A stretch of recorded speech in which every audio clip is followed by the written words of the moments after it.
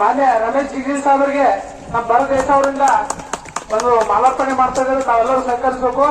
ಈ ನಮ್ಮ ದೇಶದೊಳಗ ಅತ್ಯಂತ ಒಳ್ಳೆಯ ಸಂಸದರು ಯಾರಿದ್ರು ನಮ್ಮ ರಮೇಶ್ ಜಿಗಜಿ ಸಾಹೇಬರು ಅಂತ ಹೇಳಕ್ ನಾನು ಇಷ್ಟಪಡ್ತೀನಿ. ನೋಡ್ರಿ, ಯಾವ್ದೇ ಒಬ್ಬ ಜಿಗಜಿ ಸಾಹೇಬರು ಕೇಂದ್ರ ಸಚಿವರಾಗಿ ನಮ್ಮ ಜಿಲ್ಲೆಗೆ ಎಷ್ಟೊಂದು ಕೆಲಸ ಮಾಡ್ಯಾರ ಅಂತಂದ್ರ ಅವು ಹೇಳಕ್ಕಾಗಲ್ಲ, ಅಷ್ಟೊಂದು ಕೆಲಸ ಮಾಡ್ಯಾರ. ಆದ್ರೆ ಯಾವತ್ತೂ ಕೂಡ ಜಿಗಜಿ ಸಾಹೇಬರು ನಾ ಕೆಲಸ ಮಾಡಿನಂತ ಯಾವತ್ತೂ ಹೇಳ್ಕೊಂಡಿಲ್ಲ. ಅದು ನಮ್ಮ ಜಿಲ್ಲೆಯ ಹೆಮ್ಮೆ ವಿಷಯ. ಸಾಹೇಬರು ಯಾವಾಗ್ಲೂ ಕೂಡ ರೇಷ್ಮೆ ಸೌಕರ್ಯ ಒಂದೇ ಕಾನೂನು.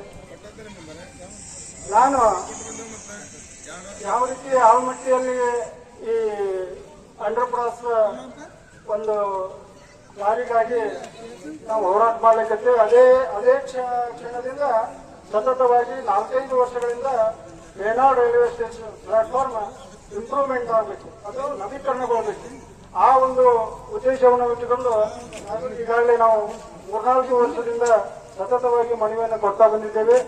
ಆದರೂ ಅವರು ಹಲವಾರು ಸಲ ಸಾಹೇಬರಿಗೆ ನಮ್ಮ ಎದುರಿಗೆನ ಅವರಿಗೆ ಫೋನ್ನಲ್ಲಿ ಸಿಕ್ಕಾಪಟ್ಟೆ ಬೈದು, ನೀವು ಯಾವಾಗ ಮಾಡ್ತೀರಿ ಆ ಕೆಲಸ, ಎಷ್ಟು ದಿವಸ ಆಯ್ತು, ನಾನು ಅವ್ರಿಗೆ ಏನು ಉತ್ತರ ಕೊಡಬೇಕು ಗ್ರಾಮಸ್ಥರಿಗೆ ಅಂತ ಹೇಳಿ ಅವರು ಮಾತನಾಡಿದ್ರು ಕೂಡ ನಾವು ಇನ್ನೂ ತನಕ ಅದು ರೆಕಾರ್ಡ್ ಮಾಡಿ ಇಟ್ಕೊಂಡಿದ್ದೇವೆ. ಆದರೂ ಇವತ್ತಿನ ತನಕ ಯಾವುದೇ ಕೆಲಸ ಆಗಿಲ್ಲ.